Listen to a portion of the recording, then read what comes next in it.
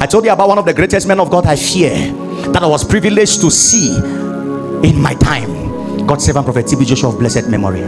This is a man anointed by God powerfully, and people look at him and they're asking, but how come this man is so graced by God? Nobody can explain dynamics of the operation of Prophet TB Joshua's calling. At a point, some people who lack spiritual discernment began to call him a false prophet, because they cannot understand how the unlearned is having these depths of word in the scriptures, to the point where when he speaks to you, it is the words he speaks, they are spirit and life. A man will just come and start talking about love, and you start seeing evil spirits leaving people. He will come and talk about faith in Jesus, and you will see people crying, breaking down in tears, travel to nations filled with white men, and he will enter into those nations, jump back a stadium. White men do not joke with their schedule, but he will keep them from morning till evening, and nobody will have the eagerness to leave the stadium on account of a man who has appeared with God. Why was God so much interested in that man, Prophet TB Joshua?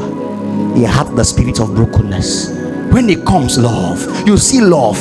If listen to me, I believe that one of the men in this world that I saw, I will not say what I have not seen, maybe others lived before I was born, but one of the men I've seen in this world, there are two of them. The first that represents the true character of Christ, that has assumed the spirit of brokenness, is Prophet TB Joshua of blessed memory. And in our days now, it is Prophet Kevin Obiga. Am I talking to somebody here? These are men that when they come, you see humility, you see love, you see brokenness, you see compassion for souls and passion for God.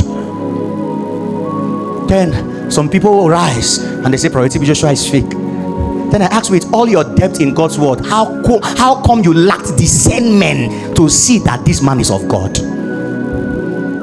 I beg of you, and I tell you today, many people owe Prophet TB Joshua an apology. When we enter heaven, we apologize to that man, because the way the world stood against him and insulted him, it is because they have not yet understood that dimension of God called brokenness.